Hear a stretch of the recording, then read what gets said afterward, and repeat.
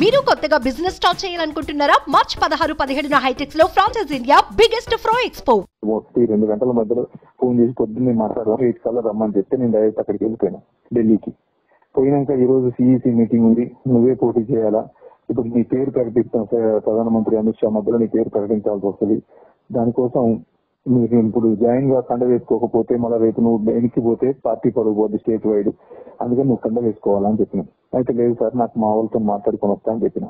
కానీ అప్పటికే వెంకట్రావు గారు, సీతారామయ్య గారు అందరూ ఆడుండటం లేదు లేదు ఇప్పుడు మళ్ళీ ఈ మీటింగ్ జరగదు, కష్టం అవుతుంది, ఈ మీటింగ్ తర్వాత అయితే మళ్ళీ పేరు వెనక ప్రకటించాల్సి వస్తున్నారు. మీకు తెలుసు సరే బీజేపీ ఇప్పుడు ఉందా లేదా, చాలా మంది భయం ఏంటంటే అన్న ఇప్పుడు బీజేపీ లేదు అన్నారు. మీకు తెలుసు మనం వచ్చిన రోజు టీఆర్ఎస్ పరిస్థితి ఏందో, ఒక్క సర్పంచ్ లేడు మన హుజూర్నగర్ లో, కానీ మనం 120 సర్పంచ్లకు వచ్చినాం. పిఏసీఎస్ 17 గెలిపించుకున్నాం, ఎంపీపీలు గెలిచినాం, జెడ్పీటీసీలు గెలిచినాం, అన్ని వరుసకు వచ్చినాం. కానీ నేను ఫెయిల్ అయింది కొద్దిగా యూత్ కి ఏమైనా చేద్దాం అనుకున్నా, దాంట్లో కొద్దిగా ఫెయిల్ అయినా. ఎందుకంటే కొద్ది ఊపులు లేచిన దగ్గర నుంచి పెళ్లిళ్ళు, పేరంటాలు, చావులు, ఉరుకులు ఏది పని చేసే లేకుండా అయిపోయింది. ఇప్పుడు కేంద్ర ప్రభుత్వ సహాయంతో మనం యువతకి చేయలేస్తాం, ఉద్యోగ కల్పన స్కిల్ సెంటర్స్ పెట్టలేస్తాం, ఉద్యోగ కల్పన కోసం చేయలేస్తాం. దాంతో పాటు మనం అధికారం కేంద్రంలో ఎట్టి పరిస్థితుల్లో మళ్ళీ మోడీ గారే, మీ అందరికి తెలుసు ఇలా రామాలయం అయిపోయింది, మోడీ గారి ప్రభావం అయిపోయింది. దేశం మొత్తం మోడీ గారి వైపు తుఫాన్ లాగా వస్తా ఉంది. ఎందుకంటే ఇన్నాళ్ల చరిత్రలో ఎవరు ఇంత క్లీన్ ఇమేజ్ ఉన్న నాయకుడు లేడు, ఒక్క స్కామ్ జరగలే, సొంతంగా కుటుంబాలు లేవు. ఎంతసేపటికి దేశమే కుటుంబంగా భావిస్తా ఉన్నారు. ఈ రోజు వేసిన హైవేలు కానీ ఏదైనా అంటే వాళ్ళ సపోర్ట్ ఉంటే మనకు మంచిది అన్న ఉద్దేశంతో వాళ్ళు కూడా మనల్ని కావాలనుకోవటం చాలా మంది ట్రై చేసిండ్రు. ఈ రోజు బీఆర్ఎస్ లో చాలా మంది వెళ్ళిపోతా ఉన్నారు. రంజిపేట గారు పోటీ చేయట్లేదు, శేఖర్ రెడ్డి గారు పోటీ చేయట్లేదు, ఇట్లా ఎవరైనా భయపడతా ఉన్నారు. ఎందుకంటే రేపు జరిగే పరిణామాలు ఎట్లుంటాయి ఏంటి అని. రేపు మళ్ళా రేవంత్ రెడ్డిని దింపాలా, అది చేయాలి ఇది చేయాలని కొంతమంది కాంగ్రెస్ అనుకుంటా ఉన్నారు. అట్లాంటి వాళ్ళకి మళ్ళా మన వాళ్ళే సపోర్ట్ చేయొచ్చు. దీని లాస్ట్ ఎలక్షన్ పోయే కల్లా మళ్ళా మనమే ఆగం కావచ్చు.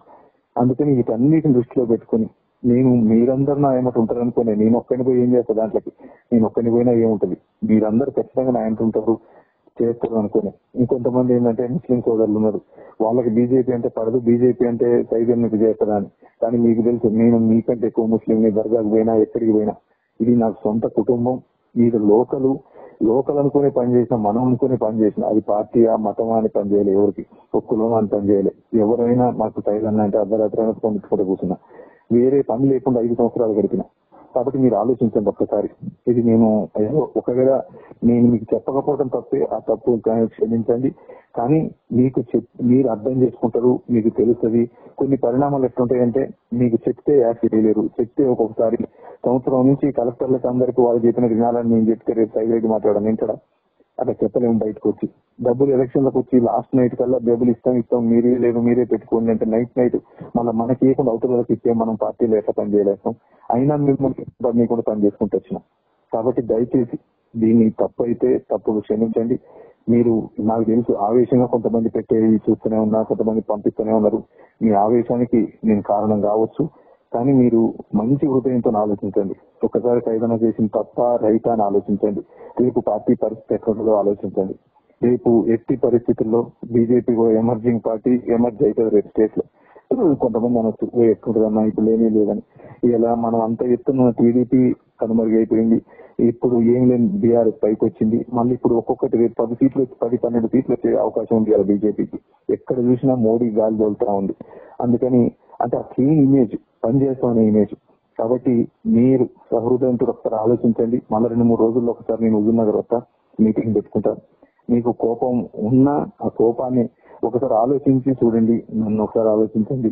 నేను చేసిన తప్పు అయితే క్షమించండి. మీరందరూ కూడా ఎట్టి పరిస్థితుల్లో సపోర్ట్ చేస్తారు.